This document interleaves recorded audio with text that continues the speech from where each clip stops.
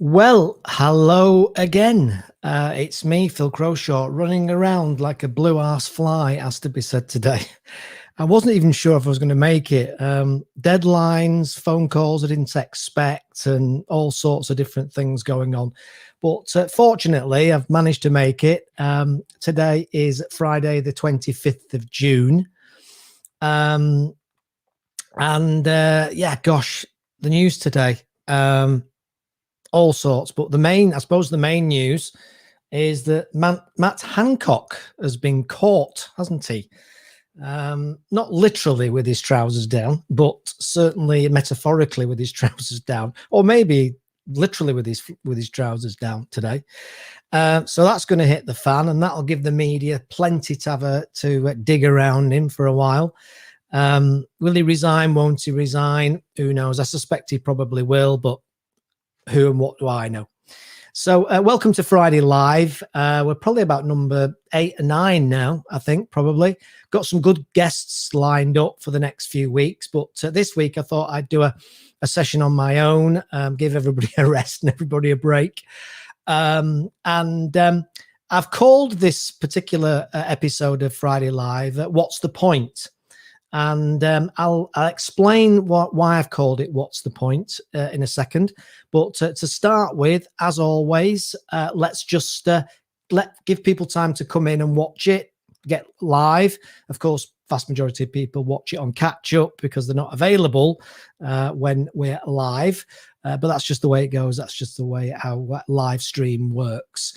As I say at the bottom there, if you got any thoughts or questions or perspectives or whatever, please do enter them in the comments. These shows are always more enjoyable when there's more people involved and more people asking questions and more people debating and discussing and engaging. That's just obviously the way it is. So anyway, let's just do the intro and then we'll give just people a little bit of time to see that it's live as it pops up on their various social media. Probably not that many social media because, as you may or may not know these days, all the social media companies are what is known as throttling posts, and live streams no different. And they used to put it up in all the groups, and they used to make it available for people to see.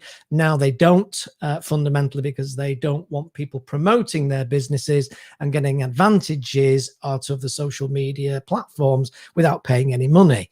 So they make money out of ads, so they want to give people who are prepared to pay for ads the preference. And as a business, you can't really blame them for that. But a lot of people don't realize that, but it is actually a case. Good afternoon, Sue. Great to have you on the show. And hopefully there'll be a few bits and bats in here you've got some insights into, or you've got some perspective on, or you'd like to comment on or ask about, which of course would be, as always, would be brilliant and great to have you on because I know you're a busy lady. So thanks very much for bobbing on. So we'll start the intro going, and then we'll crack on with this week's show. So find the right button, and we'll be back with you in a minute.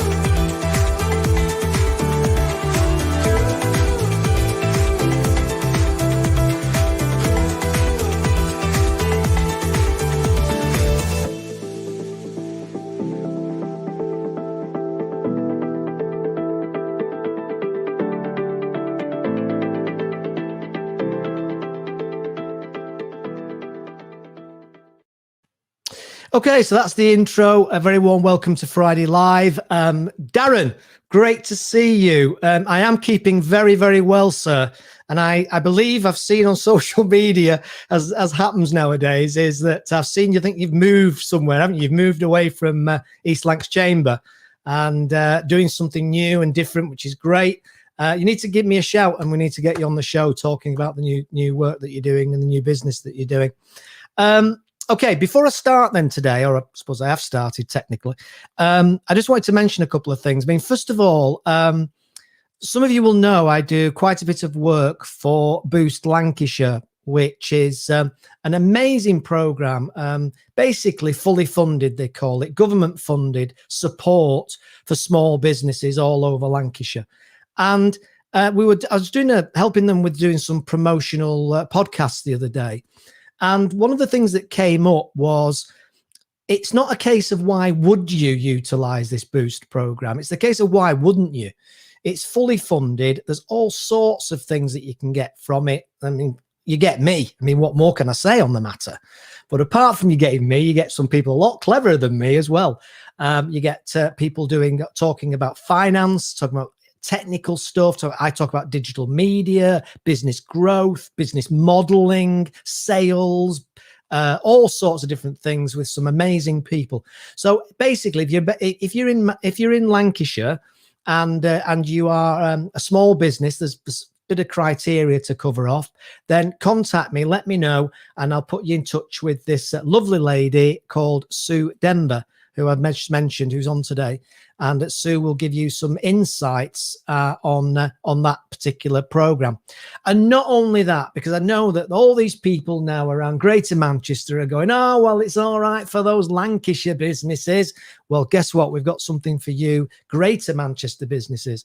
So again, Greater Manchester, small businesses, fully funded, something called Peer Networks. And they did a pilot of this, which I was involved in. I'm a facilitator for it. And basically what it allows you to do as a small business in Greater Manchester is to get together 6 times over every 2 weeks for a few months period. You get together and you discuss and debate and share your challenges in your business. And I facilitated as part of this pilot, as I mentioned, and everybody was saying who was involved in it, despite the fact I was running it, but everybody was saying how wonderful it was and how they've turned up to it with thinking, well, not sure about this. It's a bit of a commitment on time. And, you know, is it going to be any good? I'm sick of being on Zoom and all the rest of it. And everybody, without exception, said they were so glad that they got involved in it. And it was brilliant to share their problems, their challenges, their issues. And they picked up so much of the 4 I's that I talk about in my business all the time: insight, ideas, information, inspiration. And they really did benefit from it. And I'm not just saying it. I'm not just saying it because I've been told to. I'm not being paid to say it. They just are absolutely superb. So I'm very conscious of the fact that so many small businesses right now, especially after what we've been through in the last couple of years, are really up against it. And so if you're in Lancashire or you're in Greater Manchester, there's all sorts of support available. So get in touch. Just search for me, Phil Crowshaw, online. You'll find me obviously on LinkedIn, because I'm live streaming on LinkedIn at the moment. But you'll also find me on Facebook, on Twitter, on flipping Instagram. I'm everywhere. Yeah, I know, too much of a good thing and all that. So I am everywhere, but it really is fantastic. So thank you for that. And it really is great to have people on. So, okay, so now I'm just going to introduce Spencer Phillips. Spencer Phillips is a very good friend of mine. He wouldn't admit it in public, but he's a very good friend of mine. And Spencer is actually my partner in crime and founder of the Passions Project, which I'm absolutely loving. We are up to the 57th video interview on our Passions Project channel on YouTube. We're now also on Apple Podcasts, on, you know, what they say nowadays, don't they? where you get your podcasts from. Even on the TV, they say you can get this where you get your podcasts from, because everybody's now who's doing podcasts are automatically able to load up to all the different platforms very quickly.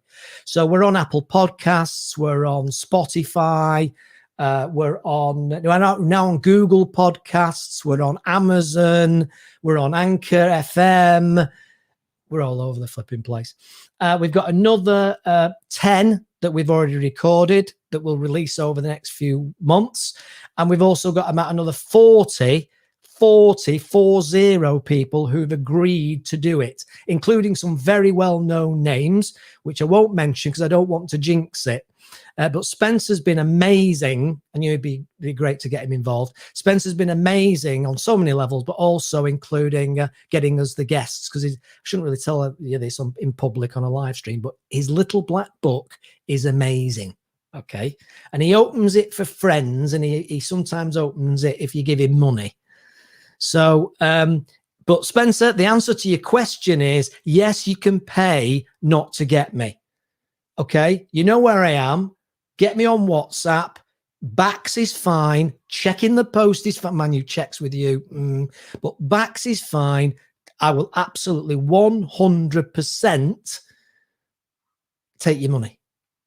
You should know about that by now, mate. I've known you for 17 years. You'll know I'll take your money if you ask me. Okay, so that's Spencer Phillips, fabulous fella, and that's, if you're interested in it, search find the Passions Project on YouTube, or as I said, on all the various different podcast channels if you want to just listen. So that's that. Thanks,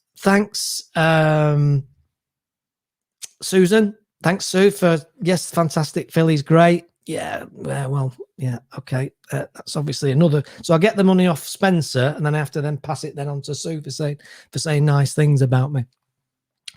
Okay, so let's crack on with the show. And this particular show is called, the theme of this particular show is called "What's the Point?"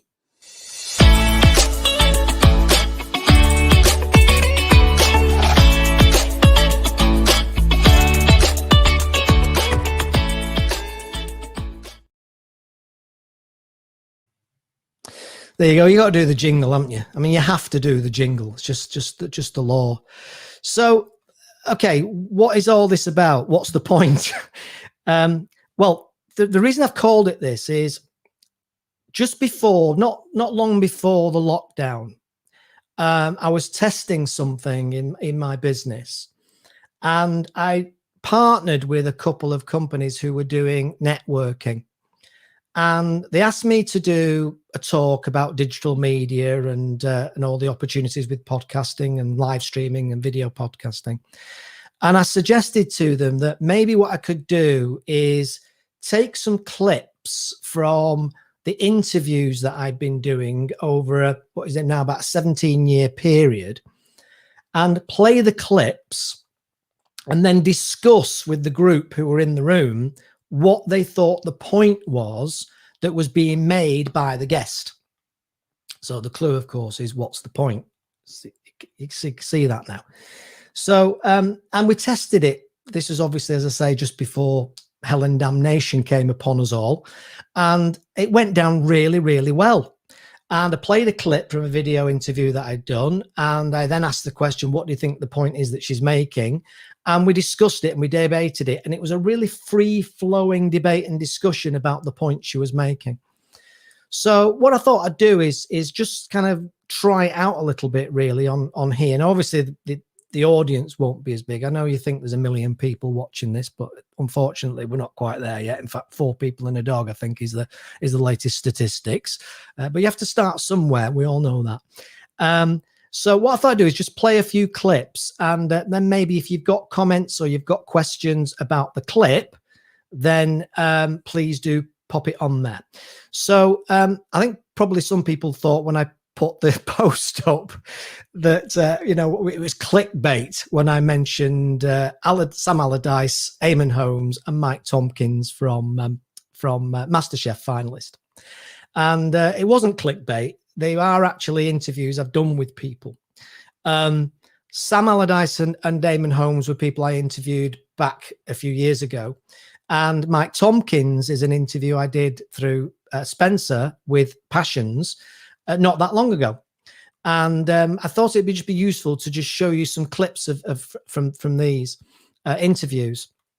So the first one I'm going to play then is with a gentleman by the name of Eamonn Holmes. And let's just have a listen what Eamonn had to say.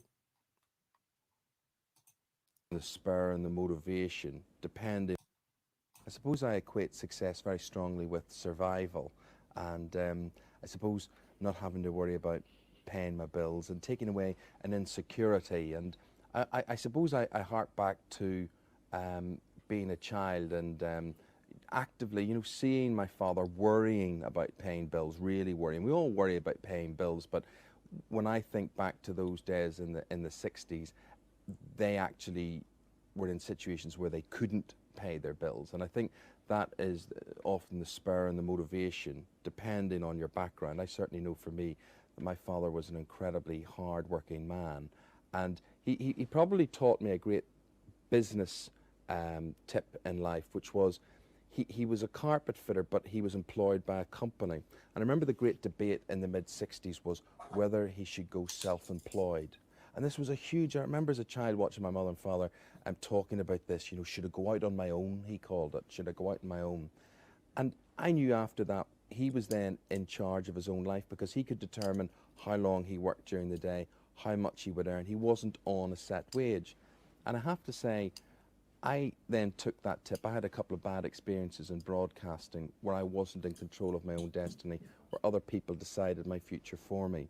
And I vowed, after that experience happened to me, where I had trouble paying my bills, paying my tax bills and everything else, that I would remain freelance and not put my eggs in the one basket. And so I remain to this day. So that's from a full interview with the wonderful Eamonn Holmes. I mean, what a silky accent he's got, hasn't he?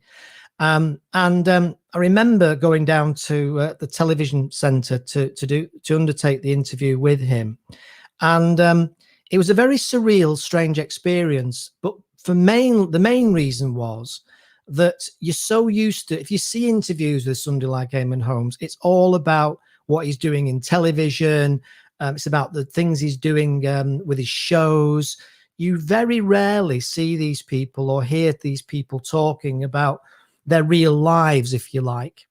And I was so pleased about the way he was able to open up about, because that was just part of obviously the interview, and he was very willing to open up about some of the challenges he's had and some of the experiences he's had himself. So in terms of that, I'm going to play that again, but this time I'll pause it as we go through, just to pull out salient points. And basically, what the question I'm asking is, what do you think the main point is of the statement or the opinion that Eamonn's giving? What's the point he's trying to get across, or what is the point we can take from it in terms of adding value to our lives? Is there some insight there? Is there some inspiration there? Because when we watch people talking at an event or online now more and more, and webinars and everything, I always think if you can just take one or two things from that event, from what that person's saying, takeaways they call it, don't they? And if you can just take one or two things away from, and I do this with every interview that I do, I always aim to take away 2 or 3 things from that interview. So you can imagine, with the number of interviews I've done, I've got hundreds and hundreds of takeaways from those interviews. And what I find is, you don't realize it, but you remember these things, or you store these things, and then you're asked something by a client, or you're asked to mention something in a webinar or in a course, and suddenly you just dig back into your memory, or dig back into an experience that you had, and you tell the story based on what somebody told you in one of these interviews. You know, and I always think that if you can take away a couple of things from everything that you do, you will build up quite a store, quite a database in your head, and some people make journals and obviously take notes and such like. You can learn just so much from listening to people and taking on board what they're saying, and look for the learning point. Sometimes, yes, it is entertaining. Sometimes some people are just, it's not me, by the way, by any stretch, but some people are just naturally funny, and you can get a lot from that in an entertainment sense. But at the heart of it, what I'm about most of the time, if I'm entertaining and funny, trust me, it's not deliberate. I'm about helping people to achieve more success and fulfillment. That's what I'm about. That's what I enjoy. That's what one of my passions. And if people can get benefit from my help in terms of guiding, signposting, insights, ideas, inspiration, information, one at a time, then I feel that that's fulfilling work for me. So just thought I'd mention that. Anyway, so what we'll do now is, based on that context, what I'd like to do is just start to just take you through it again, and we'll just kind of stop, and I'll just pull out a few points. Equate success very strongly with survival, and I suppose not having to worry about paying my bills and taking away an insecurity. And now that's the first point. This is Eamonn Holmes, who is a very, very, very wealthy, famous person. And look what he's saying. He's saying that success to him isn't the new Lamborghini, isn't the £5 million house. Success to him is survival, and taking away the insecurities of survival, which is quite staggering, really. So that's the first point I would make, is that quite often you can be very successful, but still you can have insecurities. So it's perfectly normal to have insecurities, and it's perfectly normal to be fearful of what's coming and what you're going to be doing and what's going to happen, even if you are very successful in the traditional sense in terms of fame, literally fame and fortune. So I thought that was an interesting point that he made. Let's carry on. I suppose I hark back to being a child and actively, seeing my father worrying about paying bills, really worrying. We all worry about paying bills, but when I think back to those days in the 60s, they actually were in situations where they couldn't pay their bills. And I think that is often the spur and the motivation, depending on your background. I certainly know for me that my father was an incredibly hard-working man, and he probably taught me a great business tip in life, which was he was a carpet fitter, but he was employed by a company. And I remember the great debate in the mid-60s was whether he should go self-employed. And this was a huge, I remember as a child watching my mother and father talking about this, should I go out on my own, he called it. Should I go out on my own? So talking about self-employment, it was a massive thing. I mean, it in a way, it makes me smile now, to be honest. And when you think about how easy it is to set up and start a business. I was asked just this morning, actually, from somebody about starting a new business, and they were asking me about how difficult it is, and limited company versus sole trader, and there's all sorts of stuff in that for another show. But in terms of starting a business, at the heart of it, if you want to do it properly and legit, this is it. Get a bank account in the name of the business and fill a form in to let HMRC know that you're doing it. That's it. That's all it takes to set up a business. Now, if you want to go limited, then they have to go through Companies House and all sorts of other bits of admin and what have you. But to start a business today, tomorrow, you just need a sole trade, a bank account, and let HMRC know. And that's all you have to do. And just listening to Eamonn there, it was such a massive thing back in the 60s. So we should be, in a lot of ways, we should be very grateful now that starting a business is so easy. Growing a business, that's a whole different challenge. But actually starting a business can be done. Let's just carry on. And I knew after that he was then in charge of his own life, because he could determine how long he worked during the day, how much he would earn. He wasn't on a set wage. And I have to say, I then took that tip. I had a couple of bad experiences in broadcasting where I wasn't in control of my own destiny, where other people decided my future for me. And I vowed after that experience happened to me, where I had trouble paying my bills, paying my tax bills and everything else, that I would remain freelance and not put my eggs in the one basket. And so I remain to this day. Absolutely fascinating. So honest and authentic. I think it says something about the guy, that he was in a situation that a lot of us can relate to. We've all been, most of us have been in corporate jobs at some point, and other people are controlling our destiny. And let's be honest, it's a shit place to be. And significant numbers of people, they will ultimately, the pain gets too much.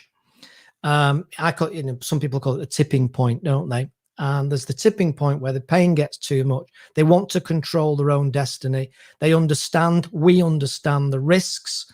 We understand what we're getting ourselves into. Well, we kind of don't, but we're prepared to take the risk, and we're prepared to go through the pain, because the pain of staying in that situation is greater than the pain of the uncertainty. And that, I think, is the tipping point, is where the pain of the uncertainty is less than the pain of staying in that situation. And I've just had a conversation this morning with a coaching client who's doing some what we call a side hustle, set up a small business on the side. And she was saying to me about the timing of getting out of the day job. And she's on that edge, but she knows that the pain is getting greater of that experience in the day job, mainly, and I can say it because obviously you don't know who she is, but mainly through what she feels is almost a bit misogynistic senior management team, which I find hard to believe in this day and age. But she's a dead straight person, and I do believe her, and it's staggering. It's staggering, to be honest, at this time, this kind of scenario, but it does appear to be still a thing. So what Eamonn is saying there is that he was in that situation. He was felt that his own destiny was out of his own control. He talks a little bit later, which is another clip, but he talks a little bit later about he was the epitome of a company man, is what he actually said. In other words, he was dedicated, he worked hard, he made an effort to get on with everybody, he made an effort to like everybody and for everybody to like him. And then suddenly, what I always say is the spreadsheet wasn't adding up anymore. Now, some of you may well be able to relate to this. So he put his heart, and this is you can see he's a very well-known guy, but he put his heart and soul into what he called the company, which in this case would be a broadcasting company, and they just dropped him. They just decided that they couldn't afford him, that the spreadsheet wasn't adding up, as I said, and they just dropped him. And he really struggled with it. And this is something that happens to so many people, and especially over the last 18 months, and my God, over the coming 18 months, I suspect we ain't seen nothing yet, is that people are going to feel very, very, very devalued. And it's a massive thing. It's probably a show in its own right, actually, is dealing and, mental health. And a lot of the drivers around mental health is losing your job is an awful experience. And it doesn't matter if people say, oh, yes, but it's okay, because actually it's not. It is the classic. It's not you that's redundant. It's the job. Great words, but rarely do they get through. Normally you feel that it's you that's being rejected, and being rejected is an awful thing. And I talk a lot nowadays, more than ever, with clients about resilience, about building resilience. And it is something that's a thing, and it's very relevant and very important. And my own kids, I always do what I can to help build their resilience, because I think you have to be resilient to be able to take the knocks. And this ever-changing world that we're living in, which is massive across the board on every level: technology, rules and regulations, pandemics. Who knows what's next round the corner? We're being buffeted by what can only be described as huge hurricanes. And to survive and prosper in those hurricanes, we have to have, at the very least, I think at least, we have to have we have to have that resilience in order to do it. And as you heard Eamonn say there, Eamonn, as a result of this experience, went freelance. And obviously, a lot of people don't realize that. They just think he's employed by Sky Sports or what, you know, whatever he's doing at any one point in time. But he's actually freelance. He's a contractor now, and he controls his own destiny. And that was a big change for him and a big risk for him, but he did it. So it just goes to show you the point, really. What's the point? Is that lots of people are doing this. Lots of people, the gig economy. It's not just about somebody who's a consultant, portfolio working and all that. It's also at the very top end of, excuse me, also at the very top end of broadcasting. So that's a clip from Eamonn. I've got others, but I'll play those on another show. The next person I want to play is a bit of a hero of mine. He's a bit of a hero of mine, basically because as a Bolton Wanderers supporter, and I can actually hear people laughing at the moment. I can hear Spencer Phillips laughing in his beer. Liverpool fan. Not so great this year, friend, though, eh? Got to have the banter, haven't you? Got to have the banter. Obviously, especially this now it's the Euros as well. It's important to play this clip around football. So being a Bolton Wanderers fan, he is a hero of Bolton Wanderers fans. You know, we were playing in Europe, which was unbelievable. The only way we thought we'd end up in Europe was if there was a war. That's the truth of it. With the resources that we've got, you know, it's not like Man City, who you can't all find an Arab prince who'll give you 18 billion quid. Unfortunately, there's not that many of them. Not many of those in Bolton, unfortunately. So anyway, he's an hero of mine, and I was obviously got the opportunity to interview him, and it was fabulous to interview him. I was a bit starstruck, not going to lie. How could you not be?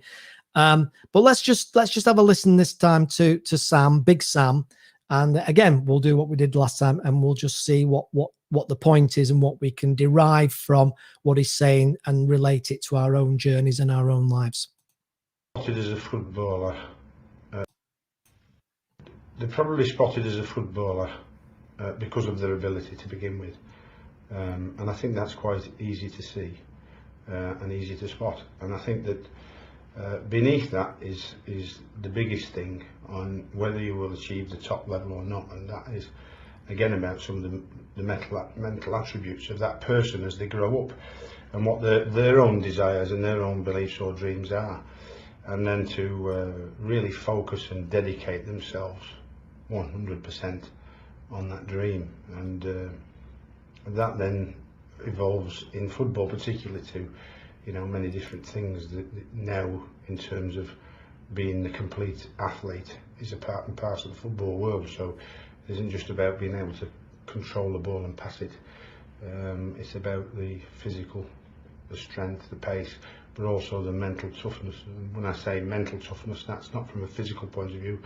In terms of, is he tough mentally? When does he tackle? Does he put his head in where it hurts? Of course, that's important, but also making brave decisions at the right time, picking out the right pass, and all those things put together then ultimately end up in an exceptionally good footballer. But talent comes a little farther down that list than I think everybody would really believe. The amount of talent, pure talent, I've seen drift out the game is phenomenal, purely and simply because some of the other factors were missing, and on ability alone you can't get to the top. Wow. Probably spotted as a footballer. Sorry. Oops. So yeah, that last bit there I thought was absolutely amazing. With talent alone, you can't get to the top. And that's from somebody who, whatever you think about him as a manager, and he's obviously had some challenges and he's made some mistakes like the rest of the human race, but it's hard not to recognize him as one of the great successful managers overall in in the UK over the last 20, 30 years. Well, to get to the England job is pretty amazing, and he cocked it up, and he's the first to admit it. But at the end of the day, he was an achiever. And what I can tell you about Big Sam, he was massive into the mental side of the game. He was he brought in a company in the day. The company were called Advanced Performance. Mike Finnegan, some of you may know Mike Finnegan. It was one of the directors. And Mike Finnegan set up Advanced Performance, and Big Sam took Advanced Performance into Bolton to get them to help them with the mental, psychological side of the game. Now, you might not think that's a big deal, but back then, in effect, what was I think it was the 90s, late 90s maybe. Back then, that was like, what's he doing? You know, the people around him, the people at this club, the senior management of the club, the board were thinking, what's he playing at? You know, we need to be on the training pitch, kicking the ball, heading the ball. That's what it's all about. So Allardyce was one of the very first people to introduce this whole idea of mindset and the importance of mindset in achieving goals and achieving fulfillment and achieving end results. And Advanced Performance were a company that I did some work with at the time. That's how I know about this. And he also took in one of the Advanced Performance team, Mike Ford, as a sports psychologist. And again, no big deal now, but back then it was actually quite a big deal. So let's just have a quick listen again and just go through some of the salient points and what's the point, what's he making that we can derive, or at least give us some food for thought is probably the right word. I'm not having lunch, so that's probably why food came into my head. Food for thought. So let's just have a quick listen with some interaction.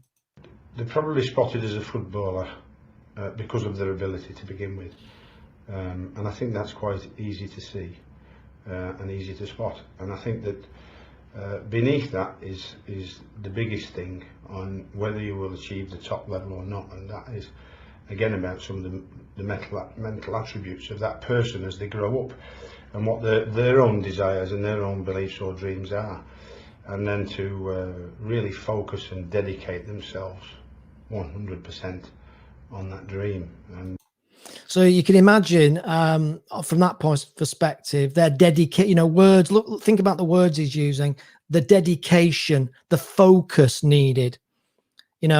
And he was also saying, as another part of the interview, was also saying that that was one of the biggest challenges. And he talks there about the kids growing up, because obviously he's bringing in all these players who are young. Back then they were probably 15, 16. Now they're nearer 8 or 9, from what I can tell from what I can tell. And so it's getting across to them, and some of them, of course. And when you're younger, you think you're bulletproof, don't you? A lot of the time. And also when you're younger, you get, you're eager. If you're good and you're better than the lads around you. So say you're in the football team at school. I was in the football team at school, but I can't relate to this particular thing I'm saying. And if you are a lot better than the kids you're playing against, and you're a lot better than the kids that you are playing alongside, you start to believe your own hype. You think, I am the best. And what often happens is then, of course, you get spotted as somebody who's particularly good. And then you go up a notch and you start playing games, maybe with the under 15s at United or City or Bolton or Liverpool or wherever. And you start playing and you suddenly have a realization that you're not quite as good as you thought you were. So everything's relative. You were better than the people that you were playing alongside at school, but you are not necessarily better. Maybe you're only as good as, or maybe not as good as, the kids that are around you as you go up the league, as it were, as you go up the level that you're playing at. That was one of the things he was talking about, was the importance of having that dedication. They look now more than ever looking for the dedication and the focus and the mindset of the youngsters because, as he says, just having talent on a football pitch just isn't enough. And this is even more the case now, of course, because they're also multi-millionaires, which when Big Sam was playing, and I was watching him when I was 5 years old at what was Burnham Park then, when I was watching him play, they were going out for 12 pints before a match. Now it's 12 pints of water before a match, isn't it? As opposed to lager top or whatever your tipple is. So anyway, let's carry on listening. And that then evolves in football, particularly to many different things that now, in terms of being the complete athlete, is a part and parcel of the football world. So it isn't just about being able to control the ball and pass it. It's about the physical, the strength, the pace, but also the mental toughness. And when I say mental toughness, that's not from a physical point of view, in terms of, is he tough mentally? When does he tackle? Does he put his head in where it hurts? Of course, that's important, but also making brave decisions at the right time, picking out the right pass, and all those things. Making brave decisions and picking out the right pass. Making brave decisions and picking out the right pass. I think that's a massive analogy for business, because making decisions in business can make or break your business. Problem solving in business can make or break the business. And picking out the right pass, picking out the right pass at the right time. Do I get investment in the business? Do I borrow business from? Do I remortgage my house for the business? Do I take somebody on now, or do I wait? All these decisions and all the, do I get an office? Do I replace the company car, or do I get a new company car, or do I stick with the thing that I've got because I don't know what's going to happen because of the pandemic? And this is often why small businesses can be very lonely, because they're on their own trying to figure out these decisions to make. And none of them that I'm aware of have got a crystal ball. They've got research, they've got a hunch, they've got a gut feel, but none of us, have got a crystal ball. And as a lot of us will understand, quite often those decisions have massive connotations, particularly when it comes to, first of all, your own family. It has can have a massive impact on your wife or your husband or your children or your partner or whoever it is. Can have a massive impact, those decisions. So it's a big deal, and it's a burden. It's quite a burden. And I think this is why coaching is so much more popular now. And I certainly do a lot more coaching than I ever used to. And I think a lot of the reason is I think people are waking up, and even Brits who tend to be a bit, I can do it on my own types, as I'm sure you would all accept that. We're not the most outgoing. We can deal with it stiff upper lip, isn't it? That's often used. And so I think a lot of the time coaches do act as that. They act as that person that can steer people or just listen. It's almost like, I suppose it's a little bit like counseling sometimes.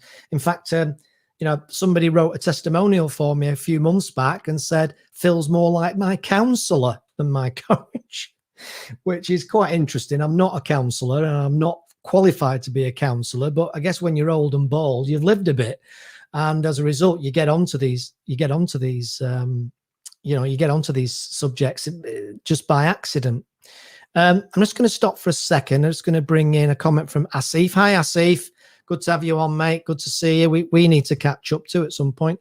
And he says that resilience is key. You got to keep trying. And he talks there obviously about Thomas Edison, and he didn't fail 1,000 times. He found 1,000 different ways of how not to create how not to create a light bulb. From this, he found the one way that worked. And it's absolutely true. One of the things some of you may have heard me talk about before, and one of the things I often say to my clients is, in the modern age, fail fast. Don't take 5 months to figure out something's not working. If it's not working, figure it out pretty damn quick and move on, or make the change, or dodge the situation. So lots of action and fail fast is the mantra that I tend to use in my own. And these are all my perspectives. I always say the same thing when I'm on these shows. They're just my way of looking at things, my way of seeing things through my lens, through my experience, and they won't always be, won't be agreed by everybody. So okay, let's just carry on listening to the last bit. Put together, then ultimately end up in an exceptionally good footballer. But talent comes a little farther down that list than I think everybody would really believe. The amount of talent, pure talent, I've seen drift out the game is phenomenal, purely and simply because some of the other factors were missing, and on ability alone you can't get to the top. On ability alone you can't get to the top. I just think that's a cracker. I think it's very insightful and very quite surprising, I suppose, in a way, when you think about all these talented footballers. Particularly if you look at it from my point of view as an English guy, support England. It's very relevant at the moment because we've got the Euros on as we're talking about this, and you just wonder how great a nation, footballing nation, might we be if we had the right mindset in the development of players, and it wasn't just about the talent, and it was putting more effort and energy into the psychological side of the game. So that's Sam Allardyce, as I say, a great hero of mine. And again, what's the point? I think the point really is think about are you achieving your goals? Are you achieving what you want to achieve? Whatever that is, are you achieving it, or are you not achieving it because your mindset isn't right? You're not in the game. You're not determined enough. You're not passionate enough, which is what Spencer and I are talking about with the passions interviews. Or maybe it's just not important enough to you. There's lots of various different reasons, and also think about it in terms of your kids. I think that's the other point that's useful just to take on board, is make sure that your kids understand this principle. Make sure your kids understand that talent alone won't get you to where you want to go. You've got to have the right mindset and the right psychology to make the right pass. I'm trying to remember what Sam said, to pick out the right pass, and make sure that they understand that, because you'll be doing them a big favor, I would suggest. Okay, we're cracking on. Still got a bit of time left. So the third interview clip is taken from an interview that I did, as I said, for the Passions Project channel.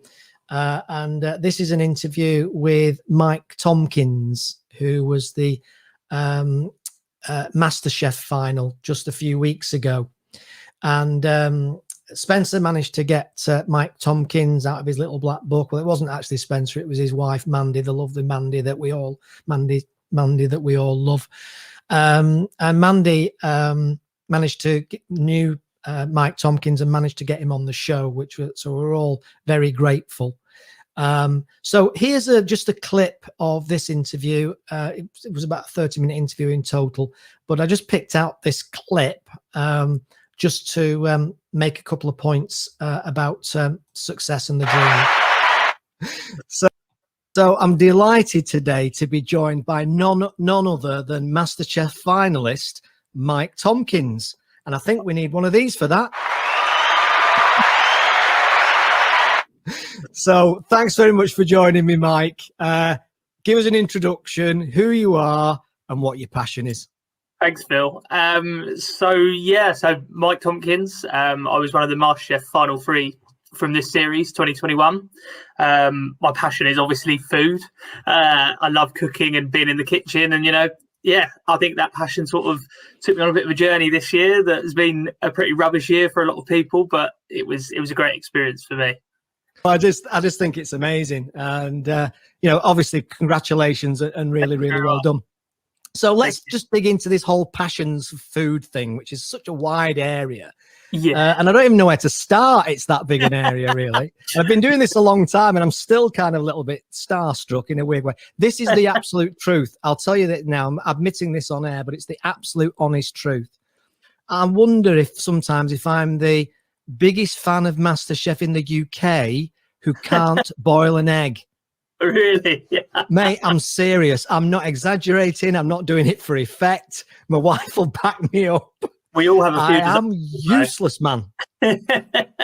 We all have a few disasters. I think that's how you get better. I think I couldn't count the number of times that I've made mistakes. Even in practicing, I would have practiced something. So when you're getting ready for the show, there's different levels of practice that you get depending on what stage you're in. So the further you go, the less practice you seem to get. I think just because they come thick and fast. And I remember practicing pasta dough, and I'd made the same recipe for pasta dough 20 times. And I had a little bit of a tantrum because it was so crumbly that I launched it across the kitchen. So there's a question. Who's going to admit that they've made their own pasta dough and launched it across the kitchen? As a metaphor. And he talks about that, and he talks about how he felt embarrassed about it. And but he said it helped him. It helped him to get it off his chest. He said it helped him to move forward, and he felt like he kind of, I suppose, got it out of himself and current frustrations and everything else. So I'm going to cut it short because I'm running out of time. But basically, Mike is a guy that one of the things he was saying was that he ummed and ahed about going in for MasterChef many times, and he was umming and ahhing, and eventually he decided to do it. But he said it was a toss of a coin whether he actually did it or not. And I thought at the time when he was talking about it and I was doing the interview, I thought at the time that it was a great example of just do it.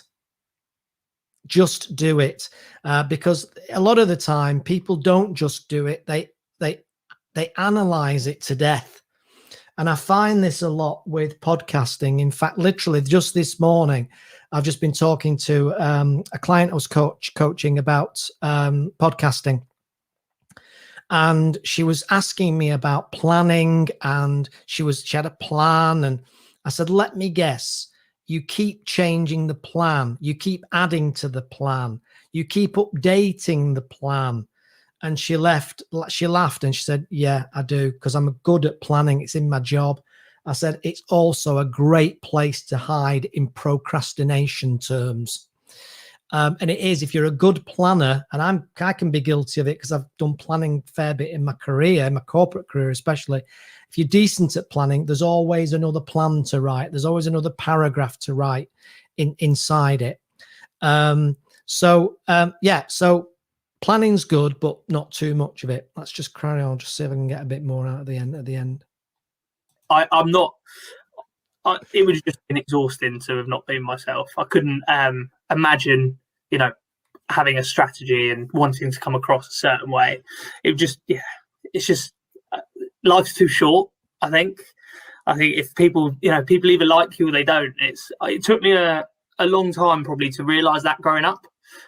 Probably a little bit sensitive when I was younger, and my mum always wants people to really like her and will always put herself out for anyone, and I that's probably rubbed off a little bit. So it took me a while to realise that actually some people aren't going to like you, some people aren't going to have the same opinions, and that's what spices of life is. Do you know what I mean? So I've really enjoyed it. I really enjoyed the feedback that I got from people, and it means a lot when someone like you says that I did come across as authentic, because that was me. So, yeah, and he did, and that was the point I was making to him, is that that I thought it was very authentic, and you can see from the conversation I'm having with him on this interview that he's very likable. He's smiling a lot, and you can tell he's a fun guy, and he's one of those people that you just feel that you've known for years after a 10-15 minute conversation.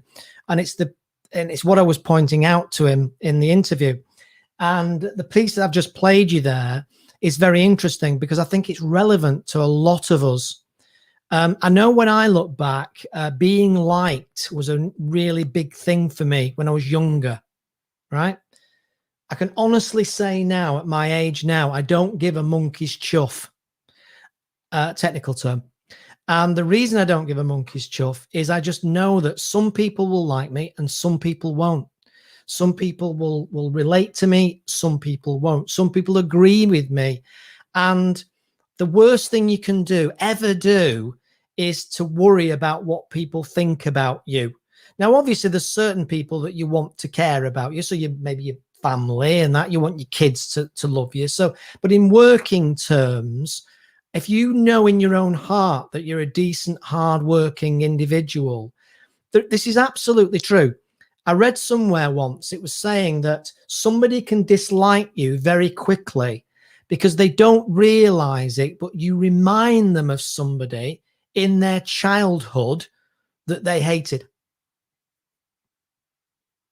Yeah, they remind you of somebody in their childhood that you hated. So it might have been a teacher. I think the example that I was watching was a teacher who you absolutely hated, but you've got the same bald head and glasses and maybe the same accent, a bit like me, like mad for it, Manchester, and so you're on a hiding to nothing right from the very word go.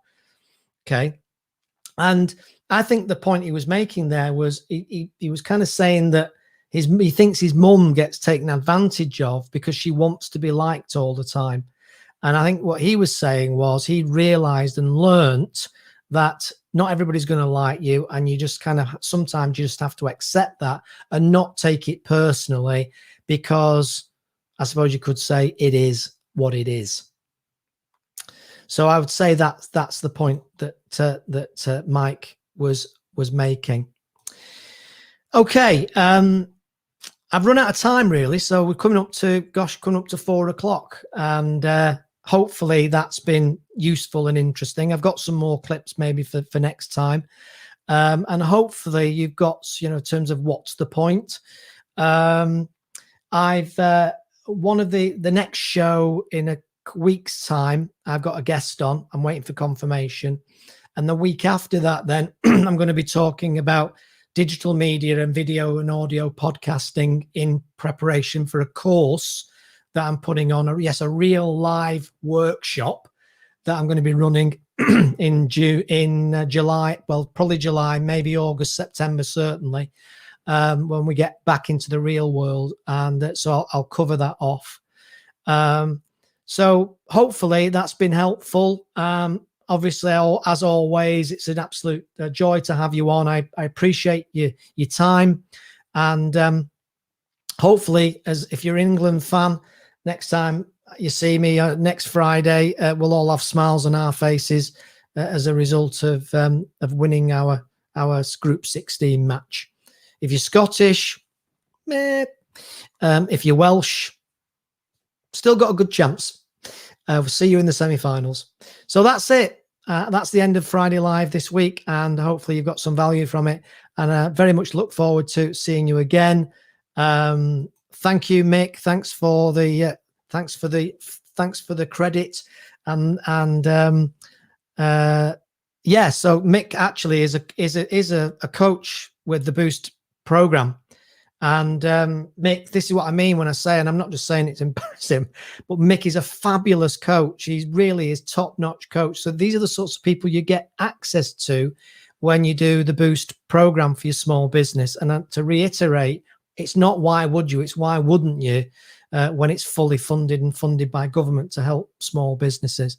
And now, of course, Mick, now you've mentioned Boost admin, I think that's probably aimed at me, because I think everybody knows, Sue certainly knows, that when it comes to paperwork, I get a nervous twitch in the admin stuff. But I get it done, to be fair, don't I, everybody? I get it done. But yeah, it's under duress, I'm not going to lie. So thanks for that, Mick. Appreciate that. And hopefully I'll see you all on here again next time. In the meantime, get your backsides into finding out all about Boost, and contact Sue Denver at Boost. And then obviously as well about the peer-to-peer networks that will be running from the 13th of July. And if you've not had enough of me from this, then that might be another way that you can get access to some of my thoughts and insights, albeit a lot of the time it's about facilitation. Okay, that's it. What time are we on? We're on 16:01. We're over the time. The meter's still running, so we're okay. So that's it, everybody. Hope you got something out of that. Have a great weekend, and I will see you all very soon again on Phil Crowshaw Live on Friday. Bye-bye.